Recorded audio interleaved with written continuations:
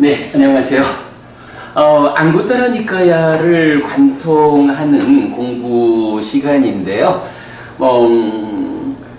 지난주에 잠시 예고했습니다만은 오늘 그리고 아마도 다음 주까지 두 번의 시간은 필요할 것 같아요. 우리가 초기불교 경전백선 독송집 이 책을 준비를 했고, 그리고 금요 이게 사실은 2년 전부터 독송을 시작해서 작년 말에 완성하고 책으로 출판을 했잖아요.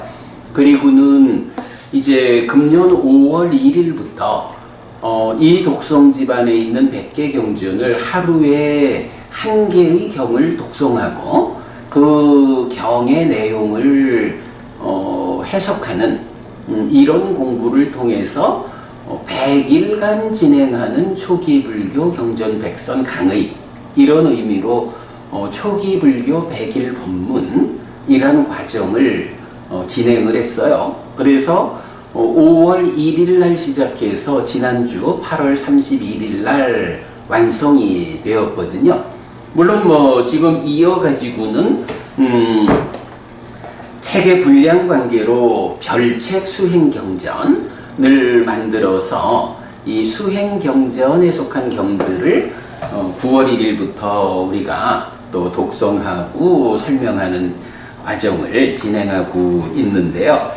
사실 이 100일 법문이라고 하는 이 말이 한국에서는 좀 유명한 비중 있는 말이라고요. 성철스님께서, 법원님 성철스님 이런 한국 사람들은 다 아는, 그래도 참 한국 불교의 역사의 과정에 한 획을 그은 분, 이렇게도 봐야 할 텐데, 그 성철스님께서 100일 법문을 하셨고, 그것이 한국 불교에서는 이제 굉장히 비중 있게 공부하는 사람들의 공부를 이끄는 중심이 되어 있다, 이렇게 말해도 좋겠죠. 성철스님께서는 불교를 포괄해서 아우르는 그런 100일 법문을 하셨다라고 한다면, 이제 우리가 부처님 살아서 직접 설한 가르침이라는 공부의 기준을 설정하고 그 안에서 100일 법문을 한 거죠. 그래서 이름을 초기불교 100일 법문 이렇게 붙였는데요. 자, 어쨌든 이제 지난주 8월 31일로 해서 그 100일간의 법문을 마무리했어요. 완성했지요. 그래서 일단은 또 함께하는 분들에게 우리가 초기불교 100일 법문을 완성했습니다, 마무리했습니다 라고 알려드려야 하는 이유도 있고, 또 그동안 이 100일 법문이라고 해가지고 100개의 경을 독송하면서 공부를 했지만, 그 공부 과정에 우리가 딱 100개의 경뿐, 또 그 100개의 경에서 단일한 주제 100가지 이렇게 공부를 하지는 않았잖아요. 그 100개의 경을 해석하면서 다양한 경들이 동원되어 가지고 그 경의 의미를 해석하는, 우리가 말하는 니까야로 니까야를 푸는, 사부 니까야를 꿰어 가지고 부처님 가르침의 진정을 드러내는 이제 이런 공부를 했기 때문에 동원된 경도 사실 많고, 또 그 안에서 속한 주제가 딱 100개뿐은 아니죠. 경 하나를 해석하는 데에 사실은 여러 개의 복수적인 주제들도 함께 공부를 하고, 이래서 사실 앞으로 우리가 이 100일 법문한 내용을 물론 매일매일 수업 보고를 통해 가지고 동영상에 이렇게 정리를 해서 올려놨긴 했지만, 이제 이 부분을 좀 잘 정리해서 책으로 만들면 이 초기불교 100일 법문 자체가 초기불교를, 사부니까야를 아우르는 정말 부처님 가르침의 진정을 드러내는 교재가 될 거다, 뭐 이런 생각을 하고 진행하고 있죠. 그래서 뭐 오늘은 우리가 앙구타라 니카야를 공부해야 하는 시간입니다만은 그래도 이렇게 초기 불교 100일 법문을 우리가 완성했다라는 그 의미를 살려가지고 뭐 하여간 두 주 정도로 그동안 100일 법문의 과정에서 우리가 어떤 주제를 공부했는지 그 부분을 소개만 해보는 이런 시간을 운영하려고 그래요. 자, 오늘도 보면 우리가 이 아침 독송 시간에 100일 법문을 했잖아요. 그리고 이 아침 독송에 참여하는 사람들을 모아가지고 우리가 아침 독송 카톡 이건 을 운영하고 있잖아요. 법부님 그 카톡방에서 저의 지위가 뭐든가요? 방장이죠. 법부님의 지위는 어떻게 되죠? 네, 부방장입니다. 그렇죠. 방장과 부방장.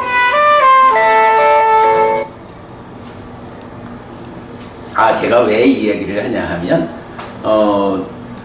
나는 해석하는 일을 직접 한 사람이고, 그리고 법부님이 부방장이다라고 하는 그 지위보다는 전체적으로 이 공부에 가장 접근성이 높은 분, 가장 높은 그 공감 위에서 공부를 진행하는 분 중에 한 분이다 라고 하는 거를 말하는 거예요.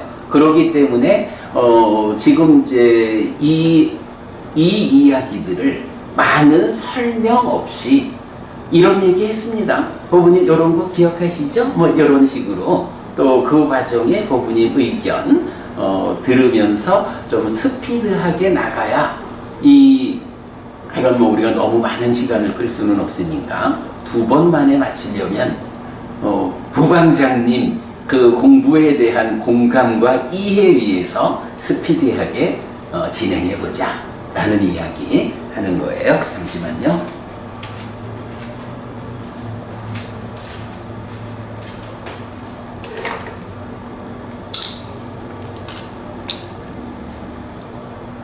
그래도 어제는 내가 먼 얘기하다가 참 학생이 똑똑해야 공부가 잘 돼요 그랬지만 또 한면으로 보면 이 파트너가 좋아야 일이 잘 돼. 자, 오늘 우리 방장과 부방장이 파트너가 돼가지고 한번 그 초기 불교 100일 법문 독송집의 공부를 뒤집어 보도록 하겠습니다. 자, 먼저 제1장입니다. 깨달음의 자리에서 설해진 근본 가르침. 보면 번호가 경번호? 이건 뭐 우리 교재에 번호가 있고 경 이름과 경 번호가 있고 거기에 주제가 요게 이제 우리 동영상 홈페이지에 올릴 때 보면 제목 옆에다가 바로 쳐가지고 이렇게 정리한 거죠. 그리고 나면 그 밑에 이 경의 공부에서 어떤 이야기를 했는지 이렇게 담아내고 있습니다. 자, 그래서 첫 번째 경은 경 이름은 브라흐마야자나 숙당 범천의 요청경 상류다니까야 6번 상류다의 1번 경이죠. 자, 이 경에는 주제가 부처님이 성취한 법이라서 내가 성취한 법은 이러한 법이다 라고 해서 몇 가지로 말씀하시는데 한 가지가 성취한 법의 몸통이 되는 거고 나머지는 그 몸통이 되는 법을 수식하는 심오한 거요 독창적인 거요 뭐 이런 식. 그럴 때에 그 성취한 법의 몸통이 무엇냐라고 하니 따까와처럼 따까의 영역을 넘어선 것이다.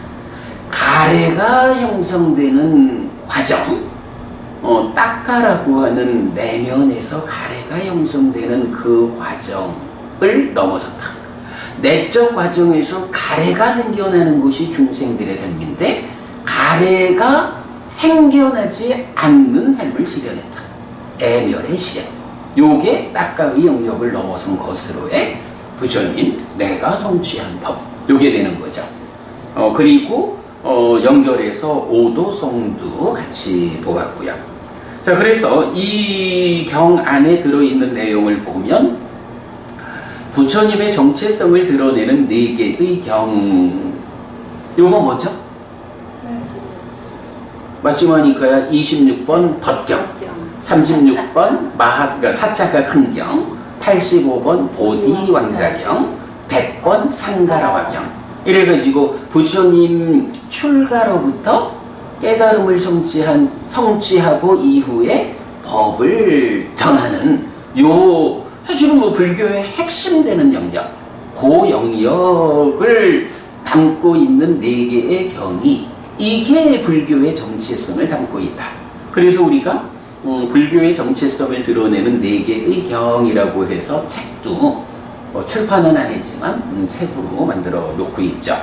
바로 그 정체성을 드러내는 4개의 경 안에 2개의 경에서 요 이야기가 나오고 요 부분만 따로 떼어가지고 독립된 경으로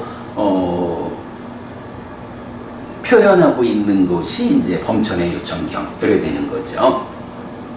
자, 그래서 이 경에서 부처님이 성취한 법의 몸통이 딱가와자로 딱가의 영역을 넘어섬이고, 그럴 때 딱가라는 게 무엇냐라고 하면 딱가의 정체가 있다. 1번 가래, 가래는 고집이죠. 가래의 형성 과정이다. 딱가 안에서 가래가 생겨난다. 그리고 2번 몸에 참여 없이 마음 혼자 작용하는 영역이다. 이 부분을 우리가 이건 놓치면 안 되죠. 그렇게 해서 이제 1번 첫 번째 경에 대해서 정리를 했고요. 그 다음에 두 번째 경은 가라와 숙당, 6번 상류다 2번 존중경이죠. 그래서 부처님이 의지하는 것을 주제로 하고, 그래서 오온과 오법원이라는 주제를 우리가 같이 보았죠. 오온 뭐죠? 색수상행식. 오법원 뭐죠? 개정해, 해탈, 해탈지견. 네, 이렇게 오온과 오법원. 그러니까 온이라는 말이 쌓인 무덕이라는 의미인데, 중생들은 색수상행식이라는 5가지 무더기에 대해서 집착함으로 오치온 이런 중생이 되고, 그러한 오온 오치온에서 어떻게 벗어나서 열반을 실현할까? 라는 그 과정을 개정해 해탈 해탈지견의 5가지 법의 무더기 이렇게 나타나는 거죠. 그리고 그 관계를 보니까 색수상행식하고 개정해 해탈 해탈지견이 1대1로 대응하는 것까지 우리가 살펴봤죠. 네, 그런 주제였고요. 그 안에서 우리가 본 공부가, 나는 내가 깨달은 법을 존경하고 존중하고 의지하여 머물러야겠다. 아무도 의지할 사람이 없다. 왜? 내가 이 5가지 법의 무더기를 완성했기 때문에. 내가 완성했는데 나보다 더 뛰어나게, 그래서 나를 이끌어 줄 수 있는 사람이 없다. 그러므로 내가 깨달은 법을 존경, 존중, 의지해서 머물러야겠다. 부처님 이렇게 입장을 말하는 거죠. 부처님이 깨달은 법은 그래서 오법온이다. 개온, 정온, 해온, 해탈온, 해탈지견온. 그런가 하면 이제 여기서 원래는 이게 그 범천의 요청경에 속한 내용인데, 우리가 그 시간이 부족해서 존중경에서 보충한 거, 가래의 성질이라는 부분을 이제 알라야라고 해서 잡기 잡음.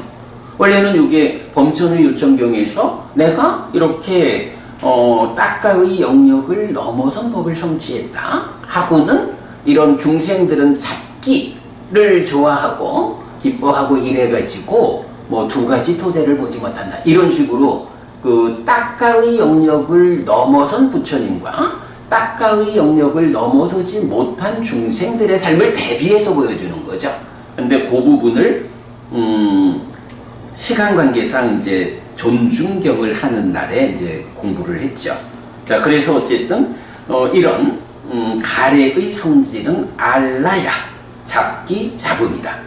알라야가 절대 식을 아래야식 이렇게 마음이 아닌 거예요.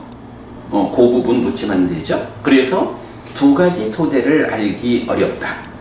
여기에서의 조건성인 연기라는 토대와 열반이라는 토대, 이 두 가지 토대를 알기 어렵다. 누가? 가래의 성질인 알라야, 잡기, 잡음을 좋아하고 기뻐하는 사람들. 그렇게 나왔죠. 자, 세 번째 경입니다. 그거 빼먹었구나. 이 제1장에 속한 경들은 근본이 뭔가요? 부처님 깨달음의 자리에서 당신의 깨달음의 소회를 드러내는 경들이죠. 바야흐로 깨달은 부처님 요 얘기였죠.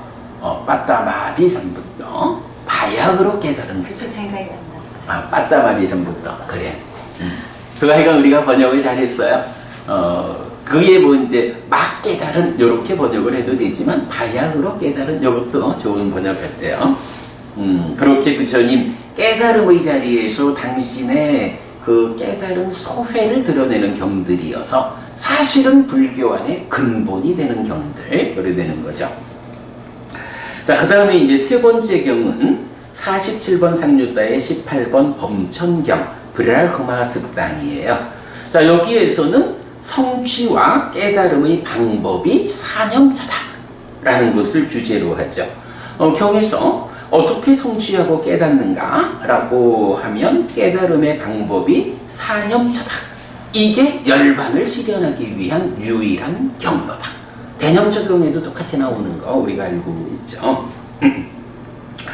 그래서 그 사념처, 신수, 신법 사념처, 그리고 오근, 믿음, 정진, 사띠, 삼매, 지혜라는 것을 우리가 같이 좀 살펴봤고요. 그럴 때 사념처라는 것은 검을 들고 휘두르는 것과 같아.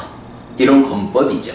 그럴 때 오근이라는 것은 팔에 알통이 없으면 아무리 검법이 좋아도 속도를 낼 수 없고 적을 격파할 수 없어.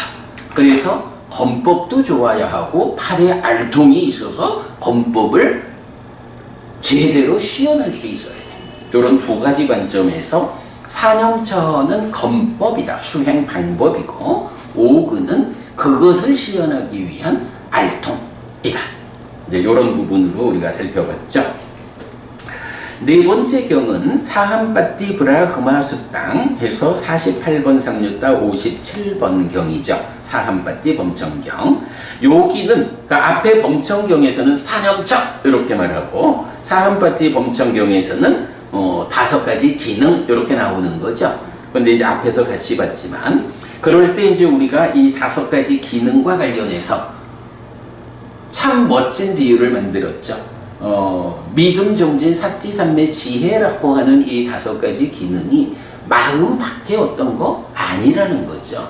마음이라는 것이 있는데 그 마음이 정말로 알통이 있어야 힘있게 마음이 일을 하는데 바로 그 알통과 같은 거. 이런 알통이라고 하는 마음의 성장 부분을 5가지 기능으로 우리가 이해를 했죠. 그럴 때에 올챙이 개구리 되기라는 비유를 만들어서 누구나 다 마음이 있죠. 올챙이처럼 살아가죠. 그러나 마음이 있다라고 해도 올챙이처럼 살아가가지고는 삶이 향상하지 못하고 언제 죽임당할지 모르는 그럴 때에 바로 사념처 수행을 통해 가지고 5가지 기능을 힘있게 하면 뒷다리 앞다리가 나오면서 5가지 장애라는 꼬리가 퇴화하면서 고개를 들고 세상을 보는 이런 개구리가 되는 네, 이런 비유를 우리가 만들어냈죠. 자, 그래서 내용을 보면 사념처와 옥은 모두 고멸의 실현을 위한 것인데, 사념처는 뗏목에, 옥은 노를 짓는 행위에 견줄 수 있습니다. 이렇게 설명했죠. 자, 다섯 번째 경입니다. 두띠아 우루웰라 숙당 안구따라 니까야 네세 모음의 22번 우루웰라 경 2번입니다. 요거 마침 우리 지난주 이 시간 공부한 경이죠. 그래서 이 경에서는 장로를 만드는 법이 네 가지로, 네 단계로 설명되는데, 우리가 여기선 또 중요하게 본 게 방향성. 그죠? 열심히 노를 지어 가지만 그게 가야 되는 길과 반대 방향으로 열심히 노를 지어 가지고는 이거 속력을 냈다라고, 속도를 말할 수가 없는 거죠. 그래서 단지 속력, 빠르기만을 말하는 스피드, 속력하고 방향을 고려해 가지고 효과적으로, 효율적으로 나아가는 벨로시티, 속도라는 요 차이를 우리가 보았고, 그럴 때에 바로 장로를 만드는 법에서 말하는 이런 방향성, 이것이 우리가 배운 사람과 배우지 못한 사람의 차이. 똑같은 노력을 해도 부처님으로부터 잘 배워서 그 방향성에 맞게 노력하면 훨씬 빨리 가는, 네, 이런 이야기 있고요. 자, 그랬을 때 이제 여기서 주제의 확장 28번 바르게 말하기라는 부분도 여기서 소개를 했고요. 그래서 어떻게 말하는 게 바르게 말하는 것이냐, 때에 맞고 사실이고 이익되게 말해야 한다라는 거 있었고, 그 다음에 장로를 만드는 법 네 가지를 담고 있죠. 1번 계를 중시하는 사람, 2번 많이 배우는 것. 많이 배우는 거에서 이제 이렇게 몇 가지 설명되는데, 우리가 독송집 말로써 익숙해지는 이 부분을 바로 이 자리에서 강조해주고 있죠. 그리고 3번 바른 삼매를 닦음에 능숙하고, 바른 삼매를 닦는다라는 것을 말하면 사념조로 시작하고 사마타 밑바사나로 완성되는 요 얘기죠. 4번 번뇌 없는 심해탈 해해탈, 즉 부동의 심해탈을 성취해서 완성하는, 이렇게 돼야 비로소 장로다. 어리석은 장로 말고 현명한 장로. 나이가 들어야만 되는 게 아니고 나이는 어려도 바로 이렇게 해서 심해탈 해해탈 깨달아 아라칸이 되면 그가 현명한 장로다. 장로를 만드는 네 가지. 그 다음에 이제 여기서 바로 그 많이 배우고 안에서 많이 배워야 하는 당위성도 우리가 중시했고요. 자, 그 다음에 여섯 번째 경입니다. 마하파리 니바나 숙당 디가니까야 16번 대반열반경의 20번 파트에서 부처님과 마라가 대화하는 장면이 나오죠. 어떤 장면인가요? 부처님 가세요. 깨달았으면 당신의 문제를 해결했으면 됐지. 뭐 세상에서 그야말로 슬픔을 떠난 사람은 슬픈 사람을 살핀다. 그런 일 하려고 하세요. 가세요. 이럴 때 아니요. 내가 이러이러하기 전에는 가지 않을 것이요. 이제 이런 대화 과정이죠. 그래서 이제 그런 대화를 통해서 부처님이 열반하기 이전, 돌아가시기 이전에 해야 하는 일이 있다. 그게 무엇이냐? 제자들을 이러이러한 모범적인 상태까지 이끄는 일이다. 네, 제자들의 모범상을 이끄는 일을 해야 한다라는 거였죠. 그리고 그런 가운데에서 역할 분담 또는 정법의 사라짐과 지속이라는 부분이 제자들이 이런 부처님이 기대하는 모범적인 상을 자기의 역할로서 잘 해주면 좋은데, 그러면 정법이 지속되는데, 그런 역할을 다하지 못하면 정법이 사라진다. 그런 부분까지 같이 보았죠. 네, 어쨌든 제1장은 깨달음의 자리에서 부처님, 빠따마비삼부터 바야흐로 깨달은 부처님, 당신의 깨달은 소회를 드러내는 그 큰 주제로 그야말로 불교의 근본이 되는 경들 소개하고 있죠.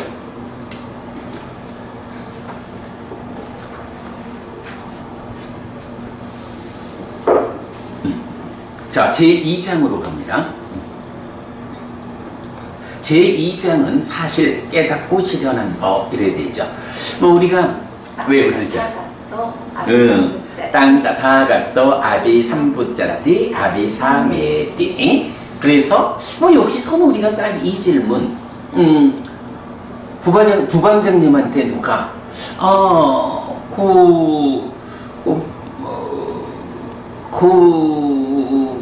박씨는 이렇게 부른다 할까? 박씨는 절에 열심히 다닌다고 합니다. 박씨께서는 왜 절을 그렇게 열심히 다니고 공부를 열심히 합니까? 그 부처님이 누굽니까? 부처님이 뭐 깨달은 사람 이렇게 말하는데 부처님이 무엇을 깨달아서 가르쳐 주길래 그렇게 열심히 공부를 하러 다닙니까? 이렇게 질문을 하면 법부님 뭐라고 말해야 돼? 공멸을 실현할 수 있는 방법을 가르쳐 주십니다. 네, 뭐 그래, 그게 이제 정답이지.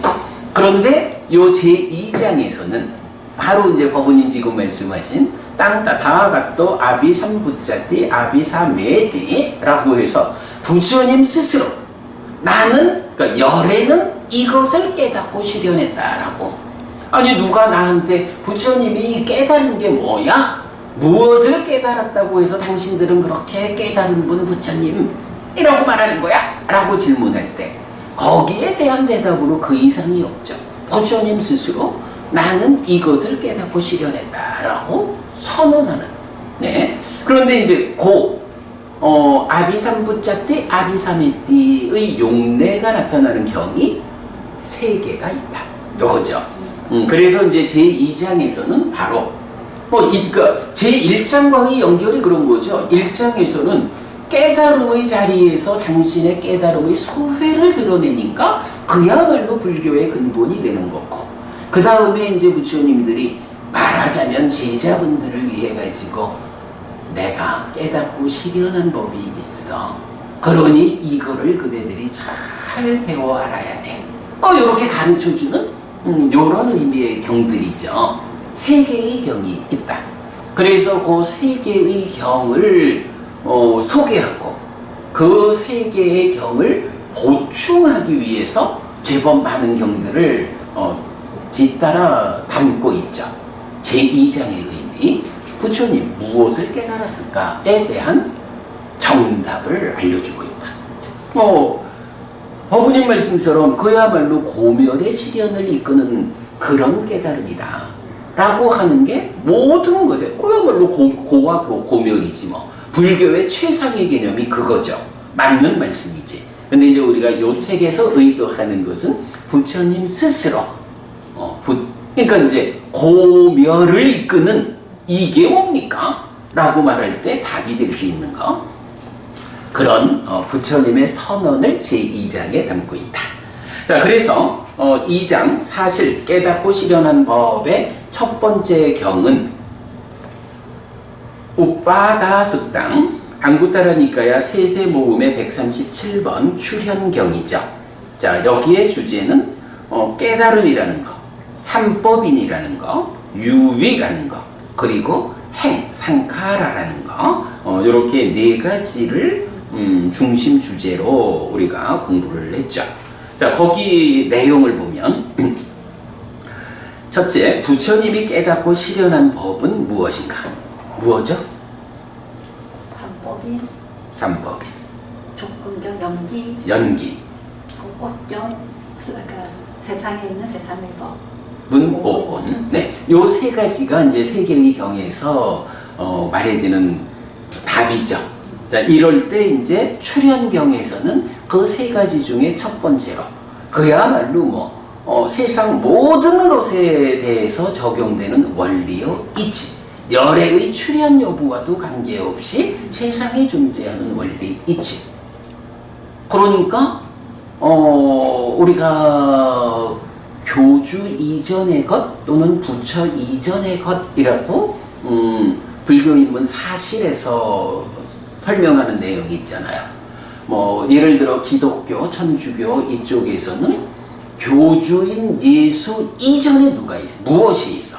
창조주 하나님, 뭐 여호와, 야훼라고 불리는 창조주가 있다고. 이슬람에도 마호메, 그러니까 무함마드라는 교주 이전에 알라라고 하는 창조주가 있지. 그런데 불교에는 부처라는 교주 이전에 무엇이 있느냐 하면 부처님 스스로가 창조주도 아니죠. 부처님 이전의 창조의 관점으로 무엇이 있는 거 아니죠. 오직 열애의 출현 여부와 관계없이 세상에 존재하는 원리요 이치, 이 삼법인과 연기, 이 두 가지가 교주 이전의 것, 부처 이전의 것으로 불교에 있는 거죠. 말하자면 기독교에서 창조주 하나님 여호와 이렇게 말하는 개념이 불교에서는 삼법인과 연기라는 이 두 가지 원리 이치로서 이치가 그 역할을 한다. 요런 관점 보는 건 진짜 특별하죠. 자, 그렇게 부처님이 깨닫고 실현한 법은 무엇인가? 첫 번째 삼법인을 말하고 있고요. 그 다음에 딱가의 출발 자리에 있는 것.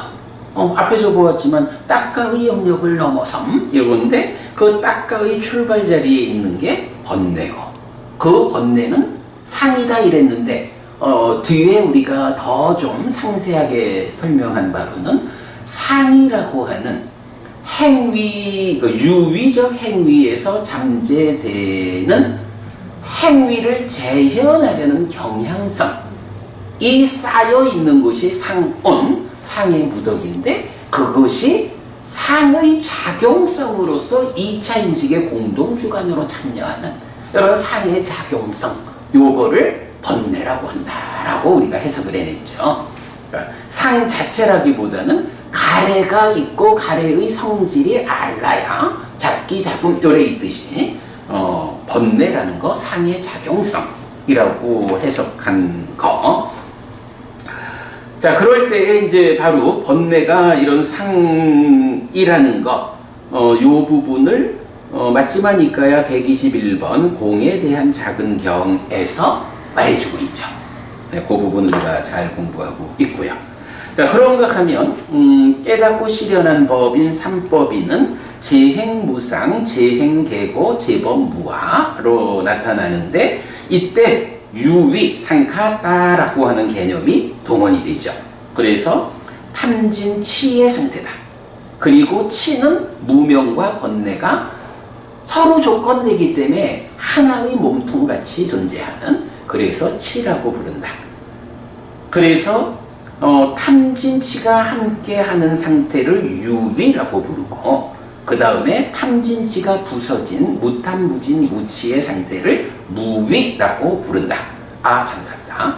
그래서 이건 우리가 놓치면 안 되는 게 이런 상카따, 아상카따, 유위, 무위, 그러니까 상카따, 탐진치의 상태, 아상카따, 탐진치가 부서진 상태, 요거를 중국에서 번역을 할 때 삶의 완성 여부를 가지고 노자의 도덕경에서 유의 무의를 빌려가지고 번역을 해버렸잖아. 물론 삶의 완성이라는 의미로 유의 무의 번역한 건 타당하죠. 잘 번역했는데 다만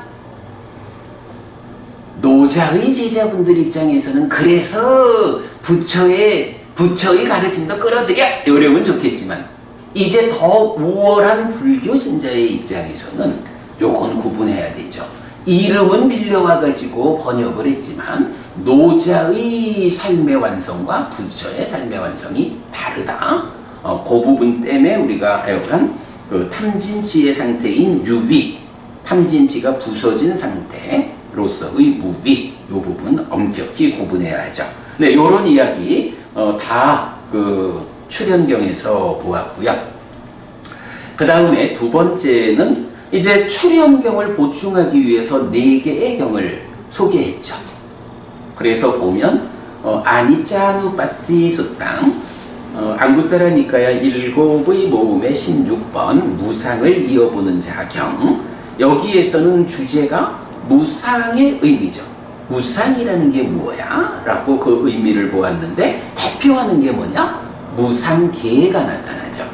아니짜 왔다 상카라 우빠다와야 담미노 우빠 지뚜와 니루 짠디 대상 우빠 사모 수코 하는 이 무상계에서 무상이라고 하는 것을 이제 특징 지어주고, 그 무상이 가라앉은 것이 락이다, 열반이다. 이 부분까지 같이 나타내주고 있죠. 자, 그래서 이 경에서는 삼법인은 행들의 무상고 무아와 열반의 락 무아로 구성된다. 제행과 제법이라는 차이가 법에는 행에 포함되지 않은 열반을 담고 있다. 열반은 완성된 거니까 행복한 상태니까 아겠네. 락이긴 한데 아겠네 라고 말하면 틀린 거지. 그래서 이제 참 그 후대에 대승열반경이 만들어지면서 열반사덕해서 상락아정이라고 열반을 아라고 정의하는 것이 또한 불교를 변질시키는 이런 역할을 하고 있죠. 그러나 근본적으로 바로 부처님이 깨닫고 실현한 법에서 제법 무아를 말하는 거야. 열반이 포함된 모든 것, 있는 거는 다 무아요. 그런 무아인 열반을 아라고 변질시켜 놓으면 불교를 불교 아닌 것으로 바꾸는 게 되죠. 참 좀 곤란하죠. 예. 그래서 이제 어쨌든 삼법인은 행들은 무상고 무아고 열반은 락이고 무아다 라는 이렇게 이제 구성관계 보았고요. 자, 이때 또 아라한에 대해서도 봐야 했죠. 왜냐하면 무상을 이어보는 자에서 아라한을 몇 가지로 표현하죠? 아라한 두 가지. 두 가지. 어떤 두 가지죠? 지금 여기에서 닿을 때. 그렇지. 그러니까 살아있는 동안에 삶의 과정에서 깨달아 아라한이 되었어. 그리고 살아가는 동안에는 깨닫지 못했는데 죽는 그 순간에 번뇌라해서 아라한 되는, 이런 두 가지 부류의 아라한이 있었고, 불환자는 5종 불환에서 5종류 불환자가 있었죠. 바로 그 무상을 이어보는 자 경부터 이 4개의 경이 연이어서 이런 아라한 둘, 불환자 5, 7부류의 사람을 소개하고 있죠. 네.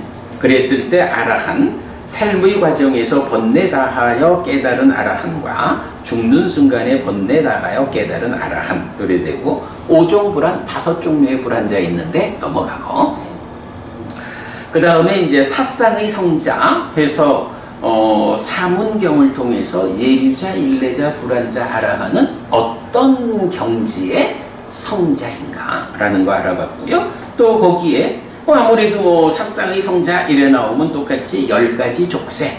10가지 족쇄는 어떻게 구분해요? 그죠? 5개씩 나눠가지고 낮은 단계의 족쇄 5가지 오하등결, 높은 단계의 족쇄 5가지 오상등결. 그 중에 낮은 단계의 5가지 족쇄 중에 앞에 3가지를 끊어내면 예류자, 그리고 그 위에서 탐진치가 옅어지면 일례자, 그리고 5가지를 다 끊어내면 불환자, 그리고 마지막 높은 단계의 족쇄 5가지를 마무리하면 아라한. 그러니까 불환자와 아라한 요 사이가 먼 거예요.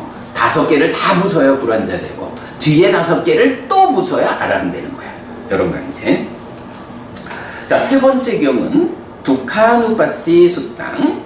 네, 이어지는 17번 경이죠. 고를 이어보는 자 경해서 여기서는 이제 고의 의미를 우리가 주제로 살펴봤어요. 아까 말씀하신 꽃경 이야기가 나오죠. 꽃경에서 보면 깨닫고 실현한 법으로는 세상에 있는 세상의 법이 색수상행식 5번이다 이렇게 되는데, 사실은 경의 출발 시작에서는 또 다른 이야기 해주죠. 그래서 동의하고 동의하지 않는 이런 부분으로 상하고 안정되고 상하고 안정되고 영원하고 변하지 않는 이런 오오는 없다. 그러나 무상하고 고이고 변하는 오오는 있다. 그리고 이런 오온이 세상에 있는 세상의 법이다. 이렇게 나오는 거잖아. 그래서 요거를 그대로 대응시켜 보면 안정되고 영원하다라는 것의 반대 개념을 고로 나타내고 있죠. 괴로움이 뭐라고요? 안정되지 못하고 영원하지 못한 상태. 요게 괴로움이요, 불만족이요. 요거 우리가 잘 본 거죠. 그리고 또 이제 괴로움 얘기를 하자면 아무래도 세 가지 고의 성질을 이래서 고고성, 행고성, 괴고성. 구체적으로 아픈 거, 형성 과정, 무상하다. 조건들이 결합해서 결과를 만드는 이런 무상이라는 이치 위에서 조건들이 제어되지 못할 만큼 많아. 그래서 불만족한 결과가 생겨나는 거 행고성 요거죠. 그런데 그렇게 생겨난 것조차도 무상하고 고고 변하는 그 상태도 유지 못하고 변해가는 여기서 생겨나는 거 괴고성. 괴고성이라고 말할 때 요거 무너질 괴를 쓰잖아. 근데 사실 원어로 보면 윗발이 남아 해서 무상하고 괴롭고 변하는 오온의 요 변하는이란 말을 괴고성의 원어로 쓴다고. 그래서 이런 그 행고성과 괴고성에 대해서 우리가 구체적 의미를 같이 봤죠. 자, 그 다음에 네 번째 경은 아나타누파시 수땅 18번 경입니다. 무아를 이어보는 자경. 그래서 여기서는 성자와 족쇄 관계 그리고 중류 없음 보았죠. 앞에서 보았던 사쌍의 성자가 사문경 10가지 족쇄에서 오상분결, 하분결 동일하게 다시 살펴보면서 금방 우리가 짚어보았던 어떤 경지가 그 족쇄와 관련한 어떤 경지가 예류자, 일례자, 불안자, 아란이냐 하는 거 다시 짚어보았고요. 여기서 이제 우리가 하나 또 그 중요하게 짚어본 것이 사쌍의 성자라는 것은 더 이상의 경지로 나아가지 못한 상태를 말한다. 다만 아라한은 더 나아갈 자리가 없어. 완성이요. 이게 뭐냐 하면 예류자라고 하면 일례자라고 하면 일례자라고 하는 존재는 뭐예요? 일례자는 예류자하고 관계없나? 아니라고. 예류자라는 그 경지를 넘어서서 더 가는데 아직까지 불안자까지 이르지 못한 요 상태를 일례자를 부르죠. 일례자를 넘어서 더 완성을 향해서 가는데 아직 아라한에 이르지 못한 요 상태가 불안자 이렇게 부르는 거죠. 그런 표현을 더 이상의 경지로 나아가지 못한 이러이러한 경지를 왔는데 다음 경지까지 가지 못한 그 상태로 이름을 부른다는 거죠. 예류자, 일례자, 불안자 그리고 아라한은 이제 완성돼서 더 갈 데가 없는 이런 거. 그런 부분을 본 것은 또 의미가 있죠. 자, 그 다음에 다섯 번째 경은 니빠나스땅 19번 열반경이죠. 무아와 열반의 관계 살펴보았죠.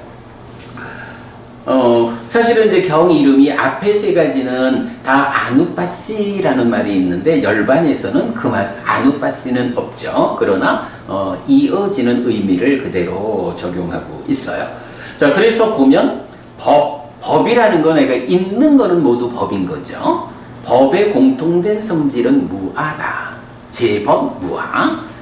그 다음에 행들, 제행이라는 것은 무상하고 고인데 그 바탕에는 행도 법에 속한 거니까 무아라는 바탕이 있는 거죠.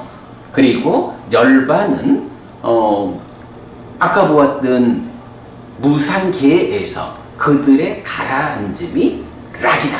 이러기 때문에 무상이 가라앉음에 따라서 뒤따르는 락이라는 성질을 가지고 역시 공통되게 무아죠. 그런 하여간 이렇게 말하는 게 뭐 그게 왜 중요할까 할 수도 있지만 사실은 이게 뭐냐 하면 부처님께서 내가 깨닫고 실현한 법이야 라고 대표적으로 말하는 또 기독교에서 예수님이라고 하는 교주 이전에 존재하는 창조주 하나님 여호와, 여기에 대비되는 것이 불교에서는 부처 이전의 것으로의 삼법인 연기, 이래 되잖아요. 이게 이만큼 중요한 거라고. 그런데 그거를 놓치고 자꾸 열반은 락이라고 바꿔 부르고, 열반은 락이죠.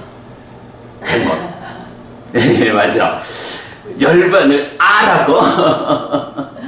그래, 잘못 말하고. 이런 것 때문에, 부처 이전의 그 근본되는 가장 정말로 그 열애의 출현 여부와 관계없이 존재하는 그 원리 이치, 이 자체를 바꿔버리면, 엄밀히 말하면 불교이기를 포기하는 거죠. 이런 건 우리가 정말 놓치면 안 되죠. 그래서 보면 열반은 대승열반경이 말하는 열반사덕, 즉 상락아정과는 다르다. 그래서 상락아정이라는 것은 경에 의하면, 부처님 말씀에 의하면 이거는 전도된 상, 전도된 심, 전도된 견해, 이렇게만 나타나죠. 전도경이죠. 하여간 이 전도경을 참 이전에도 오랫동안 보아왔지만 이 독송집으로 백일법문을 하는 가운데 전도경이 제시하는 기준, 정말로 상락아정의 전도된 상, 상락아정의 전도된 심, 상락아정의 전도된 견해, 거기에 반대해서 무상고 무아부정의 전도되지 않은 상, 전도되지 않은 심, 전도되지 않은 견해, 이게 그야말로 불교의 중심이구나. 그리고 그게 나오지 있어. 딱가라고 하는, 그죠? 딱가의 영역을 넘어선 깨달음이잖아, 부처님이 성취한 법이. 그 딱가 안의 상황에서 이런 전도됨과 전도되지 않음, 이것을 부처님이 선언하고 있거든. 그러면 지금 대승열반경이 말하는 열반사덕, 이 이야기는 뭐야? 부처님이 깨달은 그 영역을 잘못 해석하고 있죠. 부처님 깨달음하고는 반대되는 이야기를 하고 있다고. 네, 이런 부분 놓치지 않아야겠고요. 자, 넘어가면 여섯 번째 경. 앞에 다섯 개 경은 어떻게 됐어요? 그 깨닫고 실현한 법 세 가지 중에 첫 번째, 그래, 삼법인 하나를 보충하는 네 개의 경을 합해서 5개였죠. 이제 여섯 번째로 깨닫고 실현한 두 번째 법, 네, 12번 상류딱 20번 조건경이죠. 빠짜야 숙당. 여기에서 연기가 부처님이 깨달은 그 삼법인처럼 부처 이전의 것으로 자리하는 열애의 출현 여부와 관계없이 세상에 존재하는 이치. 근데 거기에 하나 더 더해지는 게 뭐야? 여기에서의 조건성이라고 해서, 여기서 말하는 여기는 뭐죠? 중생세상. 그죠?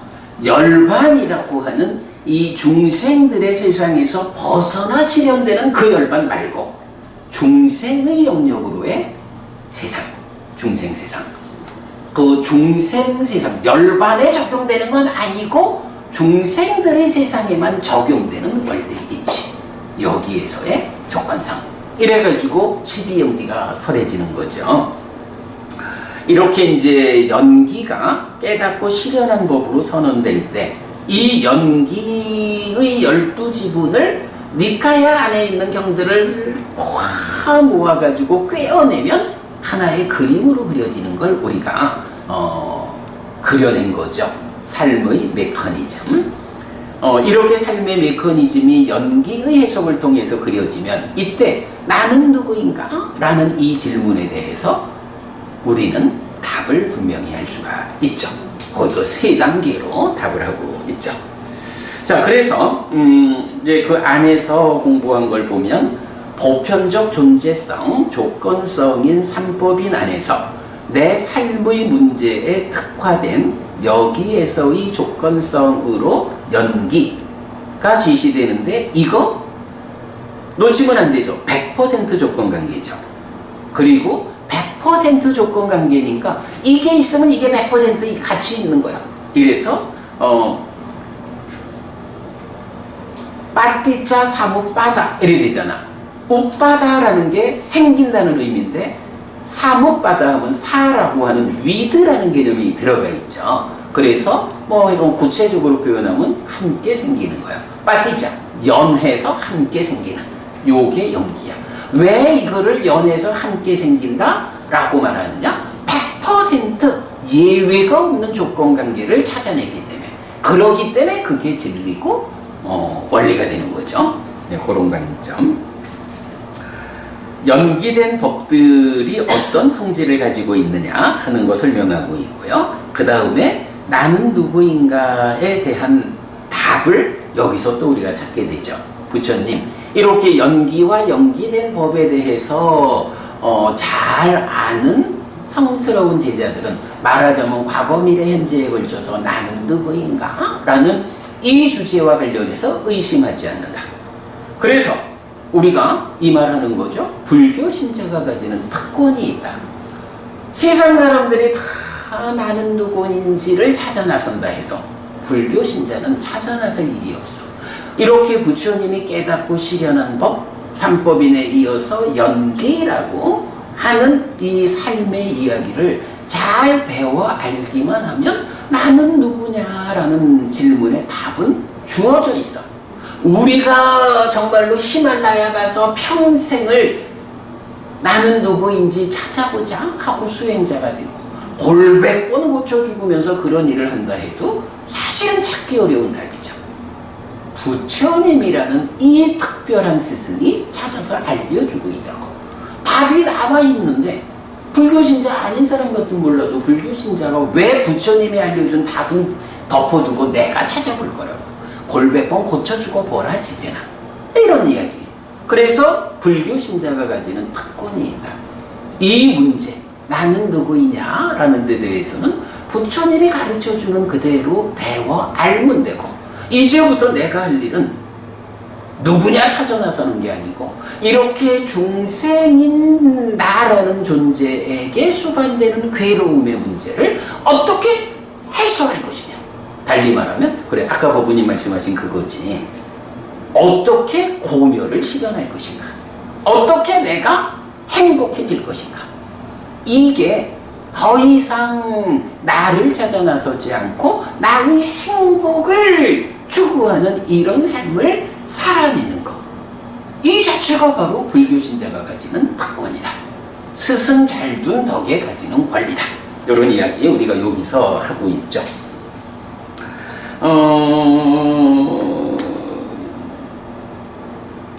여기서 보면 그래 이게 그래서 이제 우리가 공부가 이제 누적이 된 건데 여기 연기 이야기에서 아까 한 그 얘기는 안 했다. 그러니까 뭐냐 하면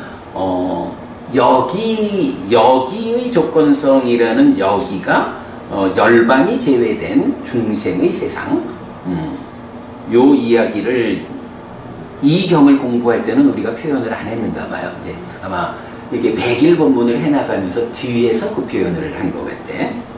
이왕 수정하시는 김에 100% 숫자로 바꿔주세요. 아, 100을? 네. 100을 숫자 100으로? 네. 오케이. 그래야겠습니다. 너무 어색했어요. 그렇군요. 그게 맞겠다. 알겠습니다. 그런 부분도 좀 보충하겠고요. 자, 이렇게 해서 이제 조건경 살펴봤고요. 이제부터는 또 이 조건경을 보충하는 경들이 좀 많았죠. 자, 7번째 경은 빠띠자 사무 빠다 수땅 12번 상류따 1번 연기경. 12번 상류따가 2년 상류따 니다나 해서 1년 상류따인데 사실은 요 연기와 관련한 경들이 모여진 상류따죠. 그 중에 첫 번째 경 연기경 해서 여기서는 이제 삶의 메커니즘으로 이해하는 연기 우리가 이렇게 주제를 잡아봤고요. 자, 그 안에서 공부한 거 연기의 정의. 이래서 연기는 사실은 세상에서는 12연기라는 말을 쓰잖아. 그러면서 연기는 조금 다른 의미를 담아내려고. 그래서 이제 보통 보면 뭐 상호 의존성이라든가 이제 이런 식의 뭔가 좀 다른 의미로 연기를 쓰고 부처님이 연기라고 말씀하시는 정의하는 그 내용은 12연기 이래 쓰는데 사실은 부처님 살아서 직접 서랑 가르치면은 12연기라는 말도 없어. 그냥 연기 자체가 연기된 법 12가지의 100% 조건관계 이렇게 설명되는 거죠. 아리자 빠짜야 상카라. 그렇습니다. 그렇게 해서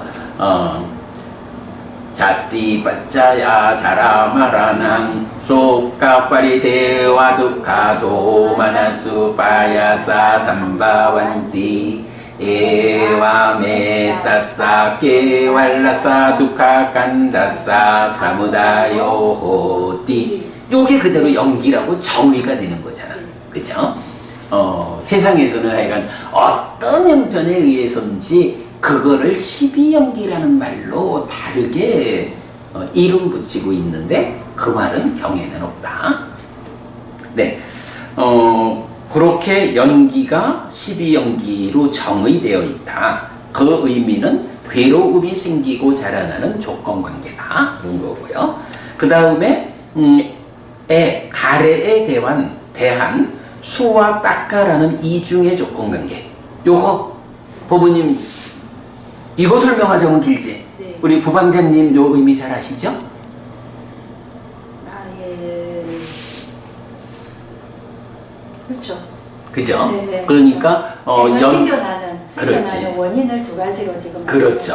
그러니까 연기에서는 수를 조건으로 애가 있다 이렇게 나오는데 사실은 이렇게 우리가 메커니즘적으로 살펴보지 않으면 무명을 조건으로 행들을 조건으로 시기 하는 요 연결관계를 사실 풀기 어렵잖아.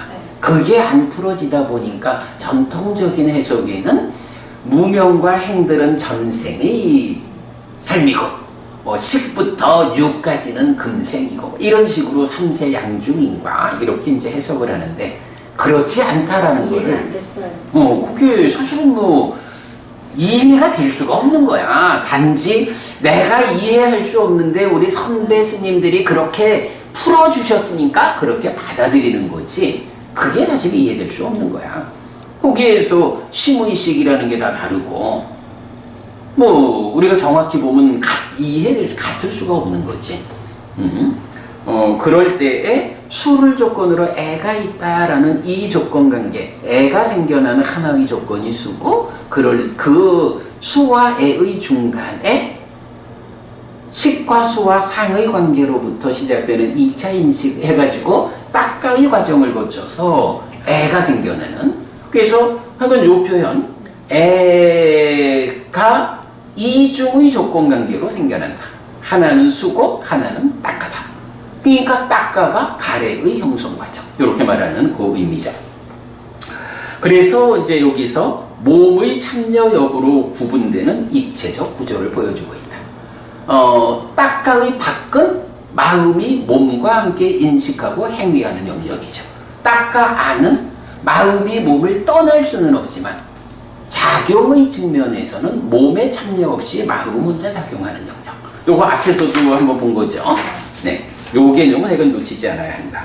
그래서 요 표현은 참 괜찮아. 그 애가 이중의 조건관계를 가지고 있다. 그죠? 요거 이건 우리 부방장님 잘 이해하고 계신 걸로 알고 넘어갑니다. 근데 진짜 내가 볼 때 요 이중의 조건관계라는 요 개념을 이해하는 건 정말 어려운 거야. 이게 이제 봐줘야 딱가에서 애멸의 삶이 실현되는 것을 이해할 수가 있죠. 그죠? 네. 야띠가경 같은 거. 네. 맞아요. 이건 요 관계가 정말 우리가 이 표현을 잘 해낸 거야. 자, 그 다음에 행들이 식의 조건이 되는 과정. 요건 뭐 지금 설명할 건 아니죠. 삶의 메커니즘에서 보면 이렇게 이제 연결되는 걸 볼 수 있죠. 그 다음에 남김없이 발해어 소멸할 때 해서 아셀사 위라가 니로다. 요거 고와 고멸로 이끄는 중심 조건이다 라고 해서 사실은 요 아세사 위라가 니로다 남김없이 발해요 소멸한다 라는 요 표현이 몇 가지 경우에 나오죠. 하나는 뭐 기본적으로 연기에서는 아위자야 뜨베와 아세사 위라가 니로다 상카라 니로도 이래가지고 무명과 행의 과정에서 무명이 남김없이 발해요 소멸한 이렇게 연기를 포괄해가지고 무명으로부터 말해주고 그런데 요런 아세사 위라가 니로다 라는 요 표현이 적용되는 자리가 두 군데가 더 있지. 하나는 따나 가래에 적용된다고. 그래서 가래가 남김없이 발해요 소멸할 때 이래 나오고 또 하나가 뭐게? 탐진치 말고 무명? 무명은 이미 첫 번째로 나온 거고 이 저 연기의 틀 안에 있어. 아 그래요? 촉처로 나와. 그러니까 촉이라는 것과 촉처라는 건 사실은 좀 차이가 있죠. 아 맞아요. 촉처. 그지? 육촉처가 남김없이 발해요 소멸할 때 이 표현 나오잖아. 그때 육촉처의 남김없이 발해요 소멸함이라는 게 구체적으로 어떤 거로 의미하지? 명촉, 무명촉이 버려지고 명촉으로. 그러면 무명촉이 버려지고 명촉이 되는 거는 어떻게 되지? 욕탐이 그치. 걸리는 거죠. 바로 그거죠.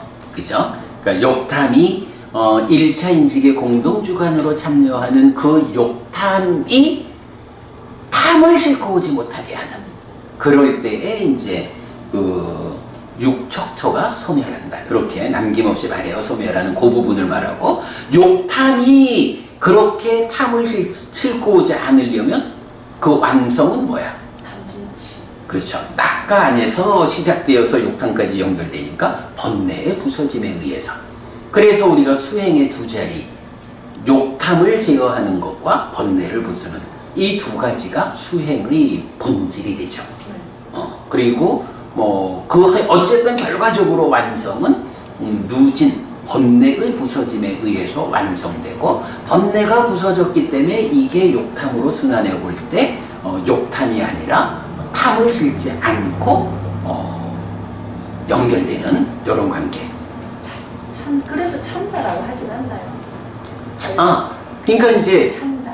찬다라는 말을 쓸 수밖에 없는 거야. 근데 일반적으로 이런 삶을 설명하는 모든 용어들이 바로 여기에서의 조건성 이래가지고 중생들의 삶의 영역에서 쓰기 때문에 사실은 찬다의 소멸을 말하잖아.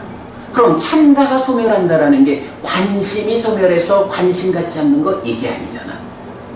여기서도 찬다의 소멸은 찬다가 염오이탐 소멸에 의해서 그렇죠. 결국 번뇌가 부서진 소멸된 관심 이렇게 설명해야 되는 거잖아. 그러니까 그게 이제 이건 상수멸 이러면은 아니 상과수가 소멸했는데 어떻게 상수멸을 락이라고 말합니까? 라는 거 다 똑같은 개념이죠. 그래서 이제 관심의 소멸도 그렇고 이제 결국은 이제 아라한의 삶이 소멸된 삶이다라고 하는 거. 삶의 틀은 몸으로 존재하고 있는 동안 삶의 틀은 동일한 거야. 그러나 거기서 번뇌가 작용하는 삶이냐 아니냐, 여기의 삶이냐 여기로부터 벗어난 열반의 삶이냐, 이제 이런 관계지. 자, 그 다음에 8번은 아숙다와 숙당 12번 상류다 61번 배우지 못한 자 경입니다. 자, 여기에서는 이제 연기의 정형 구문 나오고 또 여기에서 그 유명한 심이라고도 의라고도 식이라고도 하는 이거 해서 마음이 동질성 위에 차별성을 가지고 이해해야 하는 이런 부분 나오죠. 자, 그래서 이제 내용을 보면 연기의 정형 구분 이띠 이마스밍 사띠 이당 호띠 이마수 빠다 이당 우빠짜띠 이마스밍 아사띠 이당 나호띠 이마사 니루다 이당 니루짜띠 이렇게 이것이 있을 때 이것이 있다. 이것의 생김으로부터 이것이 생긴다. 이것이 없을 때 이것이 없다. 이것의 소멸로부터 이것이 소멸한다. 요거를 이제 한역은 중국에서는 어떻게 번역하나요? 대표적인 번역. 차유고 피유. 차기고 피기. 차멸고 피, 차무고 피무. 차멸고 피멸. 이래가지고 어제는 뭐 이것이 있음으로 저것이 있다. 이것이 생겨날 때 저것이 생겨난다. 이렇게 이제 표현하는 거 다 뭐 그런데 우리가 눈여겨본 거 하나는 중국에서 번역을 할 때는 지금 이제 원어에서 보면 이마스밍사띠 이당 호띠 해서 둘 다 모두 이것이 있다라는 것과 이것이 있다. 이것이 있을 때 이것이 있다. 이렇게 표현하는데 중국에서 번역할 때는 그거를 차와 피로 이것과 저것으로 번역을 했다고. 뭐 그러면서 이제 학자들은 뭐 그걸 해석하기를 그러니까 인도적인 그 어법이 이렇게 같은 단어로서도 반복해서 쓰면 이것과 저것이다. 이런 식으로 설명을 하거든. 근데 우리가 이해하는 바로는 그럴 이유가 없지. 요게 왜 똑같이 이것과 이것으로 쓰고 있느냐 하면 바로 100% 그거죠. 그죠? 100% 조건 관계니까 이거는 말하자면 붙어 있는 거야. 뭐 이런 개념. 그래서 이것과 저것이라고 나누어 볼 이유가 없죠. 네, 그 부분을 우리가 정확히 여기서 보아야 하죠. 네, 그렇게 이제 연기의 정형 구문이 나타났고요. 그 다음에 마음을 동질성 위에서의 차별성. 에땅 우짜띠, 찌땅 이띠삐, 마노 이띠삐, 윈야낭 이띠삐, 심이라고도 의라고도 식이라고도 불리는 그것. 이렇게 나와 있죠. 요것도 하여간 오래된 해석이, 그러니까 전통적인 해석은 그러므로 심과 의와 식은 하나다 동의어다. 이렇게 해석하고 있고, 그런 동의어라는 관점에서 연기를 보니까 찌따 상카라, 또 마노 상카라, 심행, 의행 이런 것도 뭐 심과 의가 동의어니까 해서 함께 풀어버리니까 연기에서 무명을 조건으로 행들이라고 말할 때는 심행이 나타나는데 그거를 신구의 사무부로 풀어가지고 전생의 행위 이런 식의 오류를 보여주고 있죠. 그러나 우리 분명하게 알아야 하는 것, 이거는 마음과 짝해서 나를 구성하는 우리가 부르는 마음이라는 동질성 위에 심과 의와 식이라는 삶의 과정에서 어디에서 어떤 역할을 하느냐, 이런 차별성을 가지고 보완해야 한다. 동질성 위에 차별성을 보지 못하면 부처님 가르침의 진정을 드러내지 못한다. 이 부분 바로 여기서 우리가 보고 있죠. 자, 그래서 배우지 못한 자 경에서는 이런 두 가지 관점 같이 봤고요. 그 다음에 9번으로 갑니다. 또 참 중요한 경이 나오죠. 고따마 숙당 12번 상류따의 10번 고따마경 해서 부처님의 계보 그리고 깨달음의 본질에 대해서 뭐 순관, 역관 이렇게도 이제 표현을 하죠. 보면 동일한 깨달음에 의한 계보의 형성해서 과거 7불이 불교의 역사다. 7불 통계로 연결되는 거다 말하는데, 요건 뭐 기본적으로 요거죠. 그 12번 상류따의 10번 고따마경이지만 사실은 4번 윗바시경부터 10번 고따마경까지 7개의 경이 동일한 깨달음의 내용을 부처님들의, 그러니까 과거 7불 7 부처님들의 이름만 바꿔가면서 동일하게 나타나죠. 그게 뭔가요? 동일한 깨달음에 의한 7 부처님의 계보의 형성. 그래서 불교의 역사는 동일한 깨달음에 의한 계보가 역사다.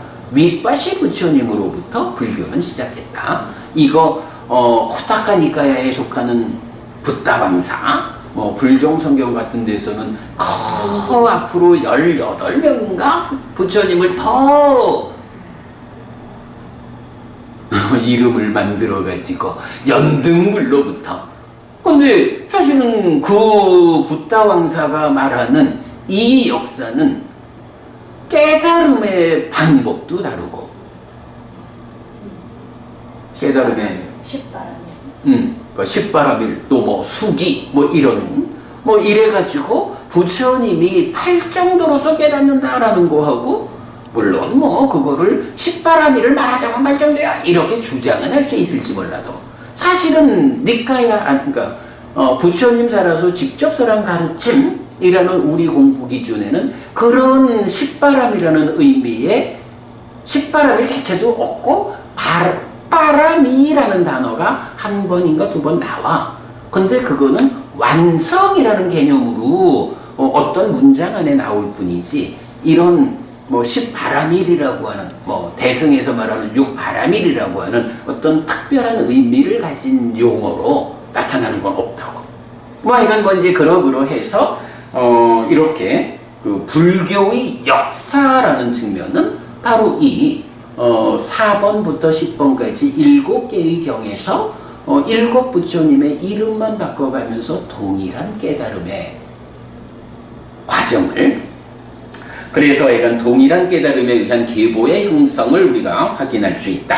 과거 7불이 불교의 역사다. 그리고 그 7 부처님 모두가 특히 이제 디가니까야 14번경이죠. 대정기경. 여기서 보면 첫 번째 최초의 부처인 윗바시 부처님의 전기가 설명되고, 거기서 윗바시 부처님이 계율을 설하는 게 뭐야? 칠불통계 해가지고 3개의 개성으로 나오죠. 제한막자? 그게 두 번째고, 예. 그래. 그러니까 중국에서는 이제 두 번째 개성만 가지고, 제학막작 중선봉행, 자정기의 시제불교 이렇게 번역했죠. 근데 거기서도 사실은 기의가 아니고 자정기심 이렇게 원어는 되고 있죠. 그거 포함한 3개의 개성으로 7불통계 7 부처님 모두의 공통된 계율이 정해지죠. 자, 그런가 하면 이제 여기서 깨달음의 본질을 또 말해줘요. 바로 부처님께서 이 7 부처님 모두가 첫 번째 하는 말씀이 뭔가요? 이 늙어야 하고 죽어야 한다라는 이 문제 상황을 언제 내가 해결할 수 있을까? 여기로부터 시작해서 100% 조건 관계를 찾아 나가는 게 고타마경의 중심 주제죠.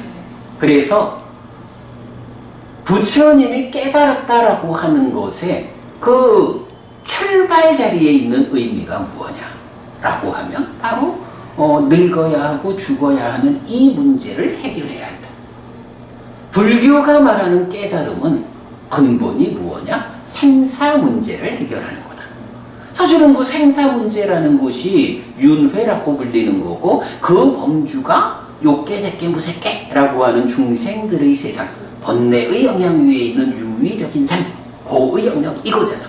그거에서 벗어나서 몸으로 가지 않는 삶, 몸에 제약되지 않는 삶, 열반을 실현하는 것, 이게 깨달음이죠.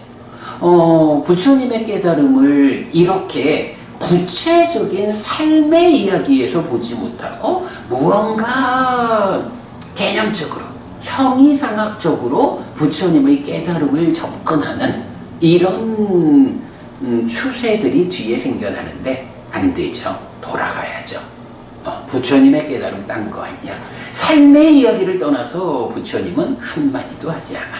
이런 거. 그래서 보면 깨달음의 본질, 언제나 늙고 죽는 이 괴로움의 해방이 꿰뚫어 알려질 것인가 라고 해서 생사 문제의 해결을 말하고 있고요. 본질이 그거야. 그 다음에 이제 여기서는 후대의 12연기를 말하면서 유전문, 환열문, 생멸문, 진여문, 승관, 역관 이런 표현들을 쓰죠. 사실은 경에는 이런 표현들은 잘 나타나진 않는데 물론 이거를 이제 연기를 12연기라고 말하는 그 정의 사항의 문제만 좀 배제하면 부처님이 말씀하신 것을 이렇게 괴로움이 생겨나 자라나는 것으로의 연기, 그 조건관계를 해소함으로써 괴로움이 생겨나지 않고 줄어드는 소멸하게 하는 그 소멸의 과정, 요렇게 설해진 것을 뭐 유전문, 환멸문, 생멸문, 진연문 이런 식으로 해석해보는 시도는 뭐 나쁘다 할 수는 없는 거죠. 그러나 이제 그 이전에 가르침 자체가 훼손되지 않는 범위 내에서 해석해야 되는 거죠. 뭐 순간 역간 마찬가지지 요렇게 가느냐 요렇게 오느냐 하는 거고, 뭐 그런 부분 우리가 살펴봤고요. 자, 그 다음에 10번째 경우로 갑니다. 나가라 숫당 12번 상류따 65번 도시경입니다. 여기에서는 윤회하는 자가 식이다 라는 거, 이 결정적인 이야기를 이 경이 해주고 있죠. 그래서 십지연기로 설해지고 팔정도가 정등각들이 다녔던 옛길 이래가지고 팔정도가 제시되죠. 자, 그래서 식 내지 노사의 십지연기 해서 식과 명색의 서로 조건됨이라는 요 관계, 태어나고 늙고 죽고 다시 태어나는 것이 존재인 나요. 이때 이 존재를 유지하기 위해서 옮겨가는 것이 무엇냐? 식이야. 경은 직접 이렇게 말을 해주는 거죠. 그래서 윤회하는 자가 식이다라는 것을 우리가 경을 통해서 직접, 물론 우리가 이제 메커니즘을 연기를 해석해서 메커니즘을 그리면 식이 윤회한다라는 건 뭐 눈에 보이는 일인데, 그런데도 불구하고 도시경에서는 직접 식과 명색의 이 서로 조건되는 관계 안에서 옮겨가고 죽고 태어나고 옮겨가고 윤회하는 그 자가 식이다라는 걸 직접 말해주고 있죠. 네. 그래서 윤회하는 자는 식이다라는 거. 그렇기 때문에 이제 우리가 선언할 수 있는 거, 삶의 진실이 무엇입니까? 단견도 상견도 극복한 연기된 식의 윤회, 이렇게 되죠. 경에서는 또 안지 해명광이 생겼다, 눈과 암과 지혜와 밝음과 빛이 생겼다라는 걸로 깨달음을 말해주고 있고요. 또 아주 유명한 표현이죠. 예전의 정등각들이 다니던 오래된 길, 오래된 고든 길이 있다. 그게 팔정도다. 도시경이라는 게 옛날 도시를 찾았습니다. 이렇게 이제 나오는 거잖아요, 비유가. 그랬을 때 이제 그 예전의 정등각들이 다니던 그 길이 팔정도다. 그 팔정도를 찾아서 고멸의 길과 실천을 했다. 그래서 부처되었다. 네, 이런 이야기. 그 다음에 11번째 경은 발라 깐디따 수땅 12번 상류따의 19번 경 우현경이죠. 여기서는 이제 육네이처의 구성관계 말해주고 있고, 무엇보다도 윤회의 본질을 말해주죠. 몸으로 간다. 그래서 육네이처와 육웨이처의 구성을 말해주고, 아니에요. 뭐 급한 전화 같은 받고. 좀 이따가 전화해보죠. 그래도 되는 거야? 네. 이제 뭐 하면 곧 마칠 거예요. 네. 무엇보다도 어리석은 자와 현명한 자의 차이는 몸으로 감의 여부. 살아있는 동안에 무명과 가래를 해소하지 못하고 몸이 무너져 죽으면 몸으로 간다. 해소하고 죽으면 몸이 무너져 죽은 뒤 몸으로 가지 않는다. 몸으로 간다라는 게 뭐야? 그게 윤회죠. 그래서 윤회의 본질을 몸으로 감, 그 여부로 말해준다. 12번째 경은 까짜나 곧다 숙당 12번 상류따 15번 까짜나 곧다 경이죠. 여기서는 단견과 상견 그리고 중에 의해 설해진 경. 요거 앞에서 삶의 진실, 단견도 상견도 극복한 연기된 식의 윤회라고 했는데, 바로 그 단견, 상견 그리고 중에 의해 설해진 법으로서 연기된 식의 윤회를 이제 말해주는 거죠. 그래서 있음과 없음, 유와 무의 견해에 쌍이 있다. 세상에서 자라남의 관점, 즉 연기를 바르게 이해하면 없음이라는 견해가 없다. 소멸의 관점, 즉 연기의 조건관계의 해소를 바르게 이해하면 있음이라는 견해가 없다 라는 것, 그리고 있다는 끝과 없다는 끝의 양쪽에 접근하지 않고 삶의 중심을 꿰, 즉 치우침 없는 사실에 입각한 법, 이것이 연기의 사실에 들어맞는 사고라고 나타나는데 고집 더하기 고멸, 그러니까 연기가 괴로움이 생겨나 자라나는 방향 고집이고 그 소멸관계에서 고멸이죠. 그리고 이거를 이제 경은 뭐라고 부르는 거야? 중에 의해 설해진 법, 이렇게 부르죠. 그래서 연기를 발생과 소멸의 양쪽을 함께 말하는 많은 경우에 대해서 한쪽에서는 연기를 사실에 들어맞게 사고한다라는 표현으로 그걸 말해주고, 또 한쪽에서는 중에 의해서 법을 설한다라고 해서 그걸 말해주죠. 네, 그렇게 우리가 이해해야 하고요. 자, 마지막 13번째 경이 냐티카 수당, 12번 상류다 45번 냐티카 경인데, 여기서 범행의 근본 그리고 애멸의 두 방향을 말해주죠. 가래의 길은 내입처 외입처에서 식촉수에서 수를 조건으로 애가 있다, 그래서 괴로움이 생겨나는 방향이고, 애멸의 길은 내입처 외입처 식촉수에서 애가 생겨나는 요거는 정해진 틀이야. 우리 삶의 현장이거든. 그런데 수를 조건으로 애가 있다라는 이 딱가라고 하는 영역에서 어떻게 대응하느냐에 따라서 그 애가 생겨나지 못하도록 애멸로 삶을 바꾸는, 요걸 말해주는 거죠. 그래서 내입처 외입처 식촉 수를 조건으로 애가 있다, 그런데 아까 말했던 그 애의 남김없이 발해어 소멸하는 이런 삶을 실천할 때 결국은 팔정도 이런 수행에 의해서 그 애가 소멸하면 고멸. 그렇군요. 네. 고멸. 이렇게 애의 길과 애멸의 길을 야티가경에서 직접 말해주고 있죠. 굉장히 비중 큰 경이죠. 그 다음에 애의 크기를 줄여나가는 줄여나가는 과정을 밖에서 접근하며 삼매로서 압착하여 생겨난 애의 작용을 제어하는 사념처, 안에서 접근하며 애가 생겨나지 못하도록 과정을 제어하는 사마타 위파사나 이랬는데, 요건 우리 약간 뒤에 가가지고 우리의 이해도가 좀 더 높아져가지고 더 잘 설명할 수 있게 됐죠. 어쨌든 사념처 사마타 위파사나라는 이 수행 체계가 딱가를 중심으로 안팎에서 가래를 소멸해가는 양방향, 이렇게 설명하고 있고요. 이렇게 보면 이제 12번 상류다 10번 고타마경은 12지분을 말한다. 무명부터 노사까지. 그리고 도시경은 10부터 노사까지 10지분을 말하고 있는데, 냐티카경은 6입부터 노사까지의 8지분을 말한다. 요거 뭐 이제 학자들은 12연기, 10지연기, 8지연기 뭐 이런 식으로 이름을 붙이는데 뭐 굳이 그럴 것도 없어요. 그죠? 이런 연기라고 하는 삶의 이야기를 필요에 따라서 어디부터 시작해가지고 설명하느냐, 이렇게 이해하면 되겠죠. 자, 이게 아무래도 2주 만에 다 하기는 좀 어려울 수 있겠다. 뭐 그래도 뭐 조금 시간이 더 걸리더라도 우리가 100일 법문을 완성한 입장에서 요 공부는 이어가도록 하겠고요. 오늘은 여기까지 하겠습니다.